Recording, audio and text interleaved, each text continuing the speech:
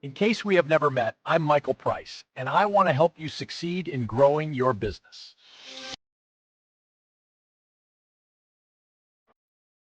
Welcome. I'm Michael Price, your host. And I'm Nancy, your co-host. Usually when we talk about government reform, people's eyes start to glaze over. It sounds like paperwork, committees, and dusty binders. But this time, it feels different. It feels loud. Loud is definitely the word for it. We aren't talking about a subtle adjustment to the tax code. We are talking about the Department of Government Efficiency, or DOGE. And yes, the meme reference is intentional. Right? And that's where I get stuck immediately. It's called a department, but it's not actually a department, is it? It's not like the Department of Defense or Education where Congress signed off on it. Exactly. And that distinction isn't just semantics, it's the whole ballgame. Based on the legal analysis we're looking at, DOGE is technically an advisory commission. It sits outside the government. It's being led by Elon Musk and Vivek Ramaswamy, but they aren't becoming cabinet secretaries. They're essentially external consultants with a massive megaphone. So if they aren't government employees, that changes the rules. Completely. If they were actual government employees, they'd be subject to strict conflict of interest laws. They'd have to divest assets, put things in blind trusts. But as special government employees or just external advisors, they can bypass a lot of that red tape. It allows them to keep running their companies while telling the government how to run its company. That sounds efficient for them, but maybe a little murky for everyone else. But let's look at the goal here. The headline is trillions in cuts. They want to dismantle the bureaucracy. We've heard this before, haven't we? We have. And the ghost haunting this whole project is the Grace Commission from the 1980s. Ronald Reagan brought in a business tycoon, J. Peter Grace, and told him to run the government like a business. Grace produced 2,500 recommendations. He claimed he could save the taxpayers $424 billion, which was huge money back then. And what happened? Did we save the money? Mostly? No. The report gathered dust. Why? Because Congress holds the purse strings. A commission can suggest, hey, cut this program, but only Congress can actually write the law to kill it. And Congress loves spending money on their constituents. So why do Musk and Ramaswamy think this time is different? Is it just hubris, or is there a new strategy? It's a mix of strategy and brute force. The legal theory they seem to be leaning on involves a very aggressive interpretation of executive power. They aren't planning to ask Congress nicely. They are looking at things like impoundment, basically the president refusing to spend money Congress has allocated, and using Supreme Court rulings to challenge the existence of certain regulations. Wait, impoundment? I thought that was illegal. Didn't Nixon get in trouble for that? He did. The Impoundment Control Act of 1974 was passed specifically to stop Nixon from doing exactly what DOGE might suggest. But there's a growing legal school of thought that says that act might be unconstitutional. If they challenge it and win, it shifts massive power from Congress to the president. That's a high-stakes poker game. But let's talk about the human side. They've mentioned mass firings, or more subtly, forcing everyone back to the office to make them quit voluntarily. Right, the soft layoff.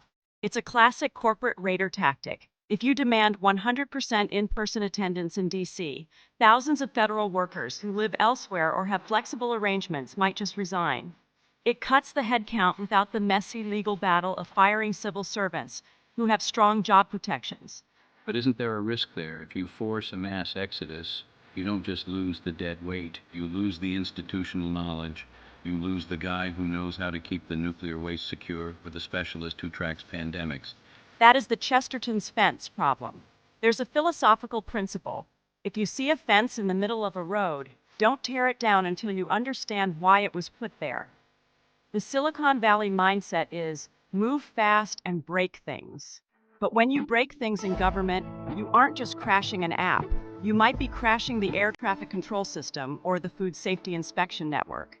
It's a clash of cultures. Silicon Valley values speed and disruption.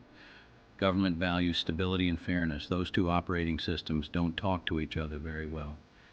And there's another layer here, the Federal Advisory Committee Act, or FACA. This is a law meant to ensure that when the president gets advice from outside groups, it's done in the open. Transparency. If DOGE is a formal commission, they have to hold public meetings. They have to show their work. But Musk isn't exactly known for loving transparency when it comes to his internal decision-making. Precisely. So they might try to structure this so loosely that they claim they aren't a FACA committee. They might say, we're just two guys chatting with the president. But if they are using government staff, office space, and resources, the courts might step in and say, "No, you're a committee, show us the documents." It seems like we are heading for a massive legal gridlock before any actual efficiency happens. It's inevitable. Every regulation they try to cut has a constituency. Every agency they try to delete has a statute protecting it. The irony is that the Department of Efficiency might generate more lawsuits and legal paperwork than any new agency in recent history. That is ironic. But let's play devil's advocate. Is it possible that the government is actually too big, that we've created a monster that no one can control? Oh, absolutely. I don't think anyone argues the federal government is a lean, mean machine. There is duplication. There is waste. We're operating on legacy code, to use a tech metaphor. Systems built in the 1970s trying to run a 2025 world. The diagnosis is correct. The patient is overweight and sluggish. So the diagnosis is right, but the prescription involves a chainsaw? A chainsaw wielded by surgeons who have never operated on this specific patient before. Look, the private sector metric is profit. If a division doesn't make money, you cut it. The government's metric is, well, it's vague. It's public good. A rural post office loses money every single day. In a business, you'd close it. In a government, keeping it open is the whole point, because that grandma in rural Montana needs her medicine. That's the friction point. Efficiency versus equity. You can be very efficient if you stop caring about serving everyone. And that brings us back to the legal structure. This commission is set to wrap up by July 4th, 2026. That's their deadline. A nicely symbolic date for the 250th anniversary of the country. A birthday present to the nation or a demolition project? Maybe both. But remember, the real power still lies with the voters and their representatives. If DOGE proposes cutting Social Security processing or veterans' benefits to save money, the political backlash will be swift. Efficiency sounds great in the abstract. Everyone wants to cut waste, but one man's waste is another man's lifeline. It feels like we are watching a stress test of the entire constitutional design. Can the executive branch simply decide to stop doing what the legislative branch told it to do? That is the question, and the answer will likely be written by the Supreme Court. We are moving from a world of political norms to a world of raw legal warfare. So, as we wrap this up, if you had to bet, does DOGE succeed in changing the government, or does it end up like the Grace Commission, a dusty binder on a shelf? I think it lands somewhere in the middle, but with more chaos. They won't get the trillions in cuts they are promising without crashing the economy or sparking civil unrest. But they will break things. They will shatter norms. The government will look different on the other side. Maybe leaner, maybe broken, but definitely not the same. It's the disruption era finally hitting Washington.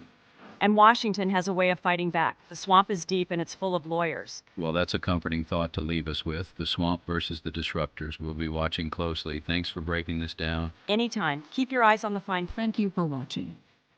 If you're interested in becoming a sponsor and sharing your product or service with the world, reach out to MarketUS.com. You can schedule a session to discover how we can work together.